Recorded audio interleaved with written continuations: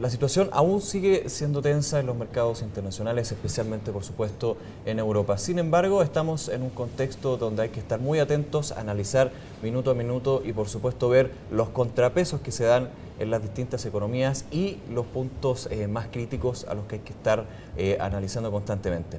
Para eso estaremos en esta oportunidad y nuevamente con el director ejecutivo de BlackRock, Axel Christensen, para darnos algunas luces de lo que está pasando y qué ha pasado en estos primeros 4 meses. Axel, muchas gracias por estar nuevamente aquí. No, gracias a ustedes por invitarme.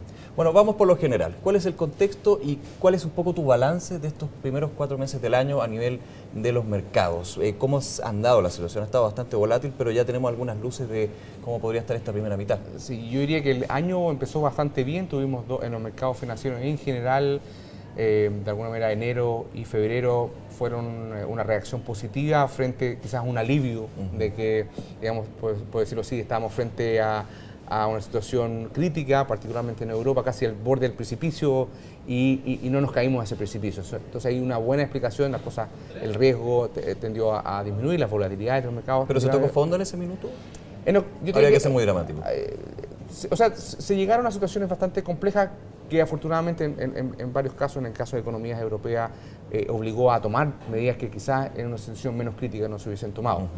Y el mercado de alguna reacciona positivamente a eso. Ahora, hacia finales de estos 4 meses, marzo y particularmente abril, hemos visto que resurgen algunas de las dudas, particularmente respecto a la situación en Europa, a la recesión de muchos de los países, qué impacto están teniendo las medidas de austeridad en muchos de estos países en agravar el tema recesivo más que tratar de sacar las economías en adelante. Esa discusión ha estado presente y ha salpicado obviamente hacia los mercados. De parte, últimamente también se han oficializado varias cifras importantes y situaciones importantes, como por ejemplo la recesión en que se encuentra técnicamente España, también lo que vemos a nivel político en Francia. O sea, como que se concretan algunas situaciones que ya estaban interiorizadas en los mercados.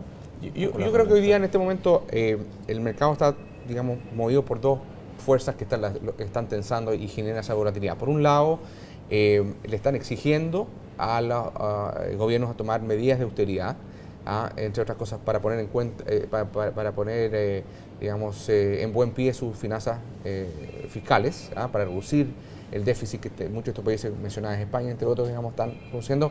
Por otro lado, tienes la tensión de inestabilidad social, gente saliendo a la calle, poniéndose esas excesivas medidas de austeridad que en algunos países también se está traduciendo en preferencias políticas. En el caso de Francia, incluso ambos candidatos, el incumbente como Sarkozy y el desafiante Hollande, están de alguna manera tratando de aplicar un cierto bálsamo a medidas de austeridad que al final del día, de alguna manera, todos sabemos que tienen que producirse, o los mercados al menos están empujando, y cómo eso se ilustra en las tasas de interés que países como España están teniendo que pagar al momento de refinanciar, y que va a continuar durante el año. Ojo, que no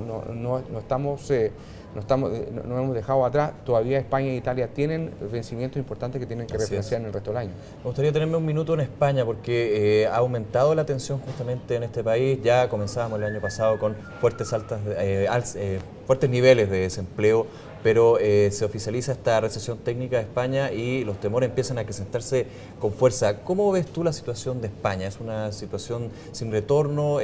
¿Va a tener que haber por ejemplo, un apoyo de las entidades europeas, como por ejemplo el Banco Central Europeo, para salir de este problema?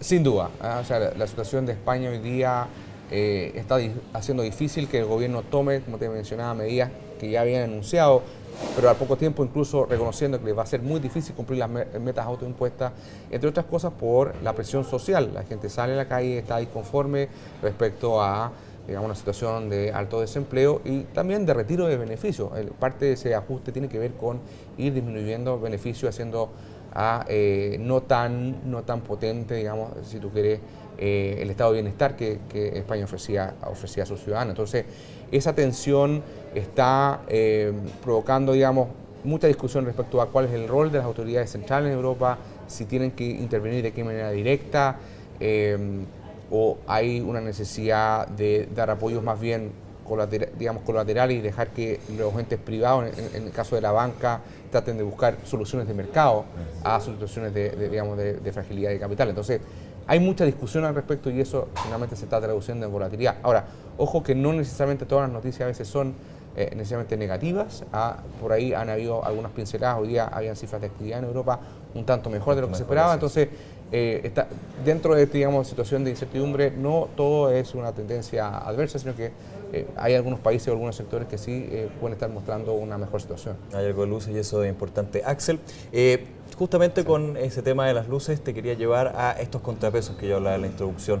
Principalmente dos, porque tenemos a un Estados Unidos que comienza a repuntar modestamente, como lo ha dicho la Reserva Federal estadounidense, y una China que muestra un crecimiento menor a lo esperado, pero siguen siendo cifras bastante sorprendentes para el resto de los mercados, por ejemplo, el chileno. Un poco tu balance de estos dos polos que podrían ser contrapesos. ¿Son contrapesos primero? Efectivamente, de hecho nosotros, nuestro escenario base para este año de los mercados financieros en BlackRock que hemos llamado la gran divergencia, observando una divergencia por Europa, digamos, incluso contrayendo actividad en recesión, y por otro lado algunos mercados desarrollados, entre ellos Estados Unidos, más los emergentes que están alimentando e incluso dando posibilidad de ajustes al alza. Hemos visto, por ejemplo, el Fondo Monetario recientemente en su actualización de abril ajustó al alza, aunque modestamente, las proyecciones de crecimiento.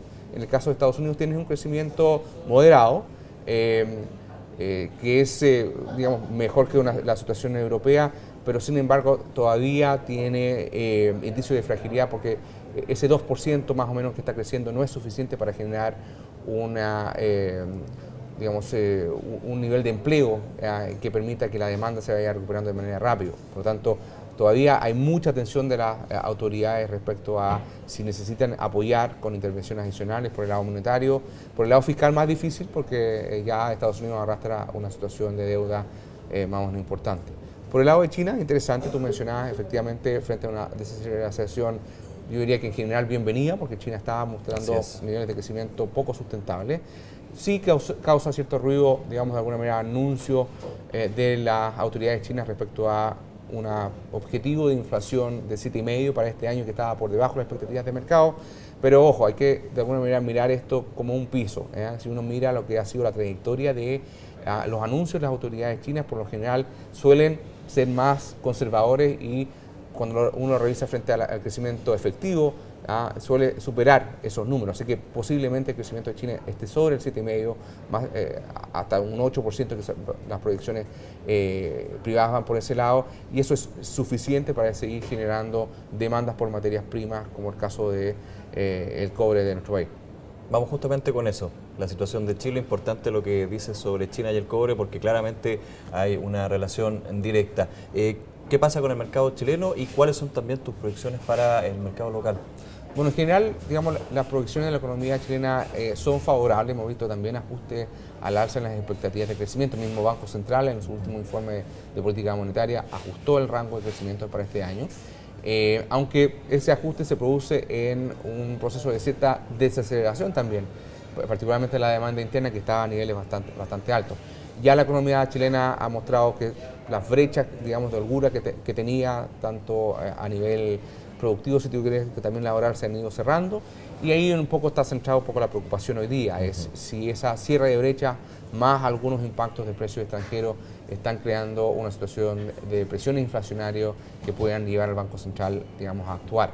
Por el momento eso se equilibra con la situación de afuera, que es con estos nubarrones, digamos, que hace que el Banco Central en general mantenga una posición equilibrada, pero ellos van a estar, yo creo que permanentemente fijados en eso. Ahora, el gran asunto respecto al mercado chileno va a ser de qué manera va ajustando esa situación de eventualmente alzas de tasas de interés, una desaceleración en la demanda y, digamos, más moderada en la actividad en sus proyecciones de utilidad en las empresas. En la medida que, digamos, el mercado, y da la impresión de que en general el mercado descuenta un escenario moderado a positivo, si no se da necesariamente uno podría esperar cierto ajuste de precio, si no probablemente el escenario relativamente positivo para el mercado pueda persistir.